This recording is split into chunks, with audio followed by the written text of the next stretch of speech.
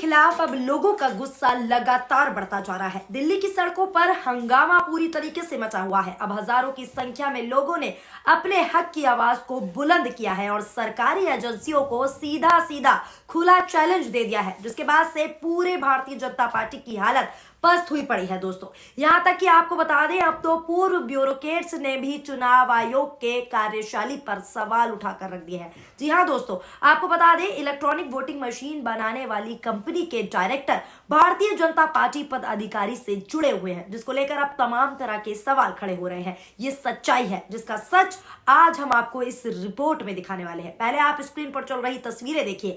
इन इनकलाबी तस्वीरों को देख सत्ता की भी पूरी तरीके से हालत पस्त हुई पड़ी है और यहां तक कि चुनाव आयोग के अधिकारियों की नींद उड़ गई है। ये तस्वीरें कहीं और की नहीं दोस्तों, राजधानी दिल्ली की है, जहां सड़कों पर इलेक्ट्रॉनिक वोटिंग मशीन के खिलाफ जनसैलाब उमड़ पड़ा है। आज तक की खबर की माने थे, कांग्रेस ने एक बार फिर ईवीएम पर सवाल उठाए हैं। कांग्रेस महासचिव रणदीप सिंह सुरजेवाला ने पूछा कि अगर ईवीएम बनाने वाली कंपनी भारत इलेक्ट्रॉनिक्स लिमिटेड यानी कि बेल में भारतीय जनता पार्टी के पदाधिकारी डायरेक्टर के रूप में काम कर रहे हैं, तो ये सुरक्षित कैसे है? यानी सीधे तौर पर इलेक्ट्रॉनिक वोटिंग मशीन पर सवालिया निशान उठ रहे हैं। यानी आपको साफ शब्दों में बताऊं तो कहा जा रहा है कि ईवीएम बनाने वाली कंपनी में भारतीय जनता पार्टी के पदाधिकारी मौजूद है, वहां के डायरेक्टर है, तो ईवीएम में गड़बड़ी होने की पूरी तरीके से संभावना है। ऐसी संभावनाएं विपक्ष जता रहा है। रणदीप सिंह सुरजेवाला ने एक न्यूज रिपोर्ट का हवाला देते हुए सोशल मीडिया प्लेटफॉर्म एक्स पर लिखा है, अगर इलेक्ट्रॉनिक वोटिंग मशीन बनाने वाली कंपनी भारत इलेक्ट्रॉनिक्स लिमिटेड में निदेशक के रूप में भाजपा के पदाधिकारी और साथ ही साथ नामांकित व्यक्ति हैं, तो क्या ईवीएम सुरक्षित है? क्या स्वतंत्र एवं निष्पक्ष चुनाव हो सकता है? चुनाव की पवित्रता की रक्षा कौन करेगा? कांग्रेस नेता ने चुनाव आयोग पर बड़े सवाल उठाए हैं। पूछा है कि इस मामले में ईसीआई चुप क्यों है? सुरजेवाला ने जिस रिपोर्ट का हवाला दिया है उसके मुताबिक भी आपको जानकारी दे देते हैं। भारत सरकार के पूर्व सचिव EAS शर्मा ने चुनाव आयोग को चिट्ठी लिखी है, जिसमें उन्होंने साफ तौर पर क्या कुछ कहा है उसकी जानकारी भी आपको सिलसिलेवार तरीके से देते हैं। शर्मा ने चुनाव आयोग को चिट्ठी में क्या कुछ लिखा है उसकी जानकारी देते हुए आपको बता दें, बीजेपी नेता को ईवीएम बनाने वाली कंपनी भारत इलेक्ट्रॉनिक्स लिमिटेड के डायरेक्टर पद पर होने का सवाल उठाया है। उन्होंने साफ तौर पर कहा है कि चुनाव आयोग को इस पर स्पष्टीकरण देना चाहिए, साथ ही साथ ऐसे लोगों को रद्द करने का निर्देश की मांग की है। शर्मा ने साफ तौर पर आगे यह भी कहा कि बेल द्वारा लिए गए एक्शन का विवरण सार्वजनिक डोमेन में रखना चाहिए। ये सारी बातें विपक्ष ने कहते हुए इलेक्ट्रॉनिक वोटिंग मशीन के साथ साथ चुनाव आयोग पर भी कई सारे बड़े सवाल खड़े कर दिए हैं दोस्तों। अब दोस्तों आपको बता दें, इसी के साथ साथ सोशल मीडिया पर भी ईवीएम के खिलाफ विपक्ष के साथ यूजर्स ने हल्ला बोला है। यहां तक कि उससे पहले आपको बता दें, विपक्ष के कद्दावर नेता शरद पवार ने भी सरकार को खुलेआम ललकारा है। पहले आप इस वीडियो को देखिए कि कैसे शरद पवार लोगों के बीच पहुंचकर क्या कुछ ईवीएम के खिलाफ बोल रहे हैं और साफ तौर पर ईवीएम को बंद करने की बातें कह रहे हैं। देश के आम निवासियों ने, साथियों ने मिलकर ईवीएम के खिलाफ संदेश करना चाहिए।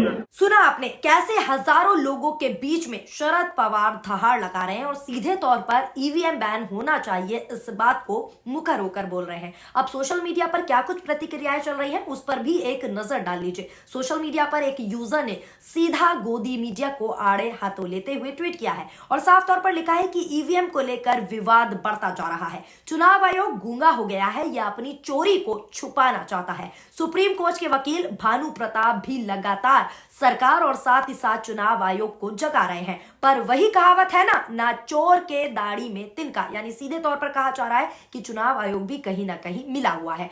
25 फरवरी को पीएम हाउस का घेराव किया जाएगा, यानी 25 फरवरी जो आने वाली 25 फरवरी 2024 है उसको पीएम का घेराव करने की पूरी प्लानिंग की जा रही है और साफ तरह से कहा जा रहा है कि ईवीएम को लेकर बड़ा आंदोलन शुरू होगा। एक और अन्य यूजर ने ट्वीट करते हुए लिखा है कि चुनाव आयोग के साथ साथ हमारे देश का चौथा स्तंभ भी गूंगा हो गया है, यानी मीडिया की बात हो रही है, जो ना तो इस मुद्दे को दिखा रहा है और ना ही उस पर चर्चा कर रहा है। लेकिन सामने तो आना पड़ेगा, फिर चाहे चुनाव आयोग हो या फिर मीडिया। अभी मुद्दे को दबाने वाले पत्तलकार अपने राजा को बचाने में लगे हुए हैं। यानी अब सोशल मीडिया पर भी ये चर्चा चल रही है कि मेन स्ट्रीम मीडिया यानी कि गोदी मीडिया जो असल मुद्दे हैं, खास तौर पर ईवीएम को लेकर जो आंदोलन हो रहा है, जो मुखर होकर लोग बोल रहे हैं, उसको दिखाने से कतरा रहा है। क्यों कतरा रहा है ये भी आप अच्छे तरीके से जानते हैं, क्योंकि ये पत्रकार, चाटुकार पत्रकार क्या कुछ दिखाना पसंद करते हैं ये हमसे ज्यादा अच्छे तरीके से आप जानते ही हैं। अब सारा सच दोस्तों आपके सामने ही है कि कैसे सरकारी एजेंसियों के खिलाफ लोगों का गुस्सा लगातार बढ़ता जा रहा है। फिलहाल दोस्तों इस वीडियो को किस नजर से देखते हैं आप, क्या प्रतिक्रिया रखते हैं, आप अपनी राय नीचे कमेंट के जरिए जरूर बताएं। और ये भी जरूर बताएं कि जो इलेक्ट्रॉनिक वोटिंग मशीन के खिलाफ आंदोलन हो रहा है और मुखर होकर आवाजें उठती ही जा रही हैं, आप उसको कितना सपोर्ट करते हैं, आप इसके समर्थन में हैं या फिर नहीं। जो भी राय हो आप जरूर रखिए कमेंट के जरिए। वीडियो पसंद आई हो तो वीडियो को लाइक कीजिए और हमारे चैनल यानी कि सोशल न्यूज को ज्यादा से ज्यादा सब्सक्राइब करें। शुक्रिया, धन्यवाद, नमस्कार, जय हिंद, जय भारत। चैनल को लाइक, शेयर एंड सब्सक्राइब करें और बेल आइकन दबाना ना भूलें।